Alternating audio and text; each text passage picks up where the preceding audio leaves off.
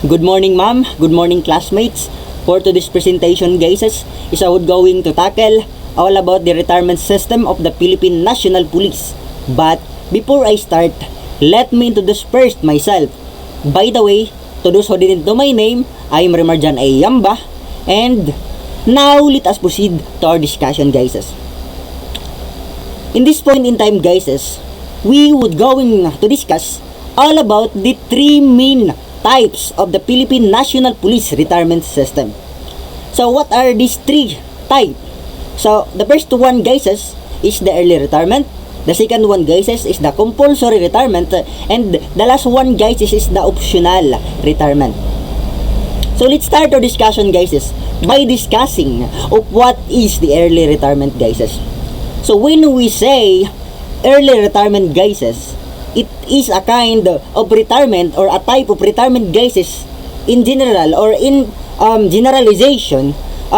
It is a kind of retirement that was been given to those who have been follow the poor condition, who have been given to those police officer who must been follow the poor condition.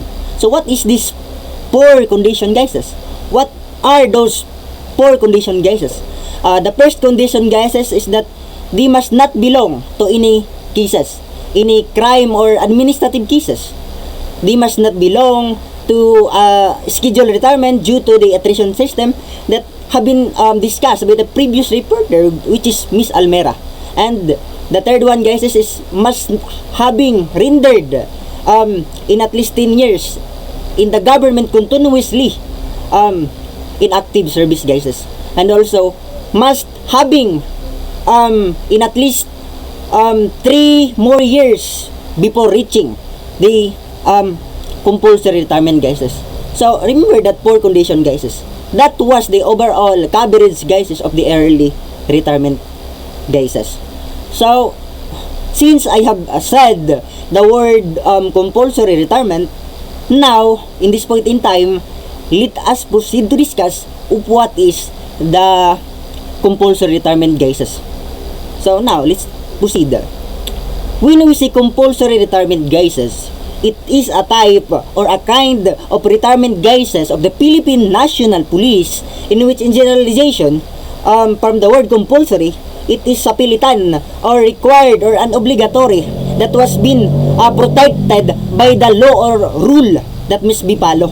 So meaning that if that certain police officer, guys, upon done reaching the age of 56 years old, they are required or they are obligatory to willingly or unwillingly, they need to retired in the service, no, in the public or active service in the Philippine National Police. They need to separate from the Philippine National Police at the age of 56 years old, willingly or unwillingly, they are forced to retire in that certain age.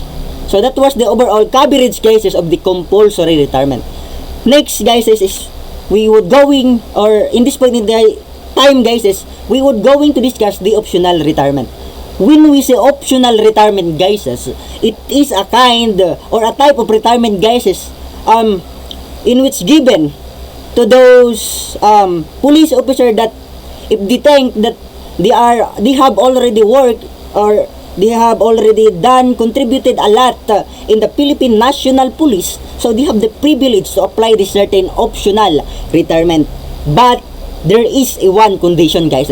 So they need to rendered in at least 20 years in public service, in active service. So if they have this condition and also they think that they have already contribute a lot in the PNP, so they have the chance to get this optional retirement, guys. So that was the overall coverage, guys, or the main topic of this discussion, guys, which is the three, no, in review. So what is the early retirement, guys, is given to those who follow the poor condition. Remember those 4 conditions, guys. And the second one, guys, is the compulsory that was given required from the word compulsory is required, obligatory, protected by rule or law, no. And also the optional retirement, which is if they think that the police officer thinking that they have already contribute a lot in the PNP, so they have the privilege to apply this requirement or this optional retirement. But there is one condition. So remember that one condition, which is they need to render in at least 20 years in satisfactory service, guys. And now, since we have been discussed the three type of the Philippine National Police retirement system, now in order for us to have a deeper understanding of their distinction, so let us proceed to discuss their retirement benefit. So their distinction is their benefit.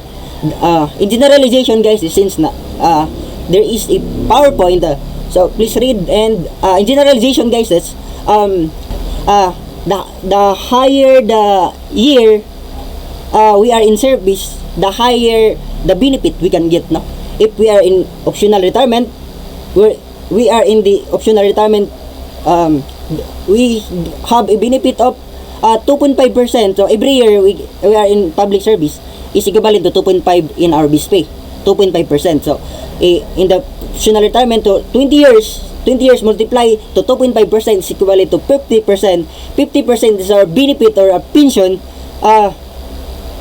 in our base pay. No, 20% of our base pay is our pension in if we retire in the optional. If we retire in the compulsory, so we have a greater chance to have a maximum of 90% or 36 years in active service. So 90% of our base pay is our pension. So how to get, no, we can get in lump sum or in pension. So how to calculate the pension and lump sum? This is the calculation, guys, or how to calculate.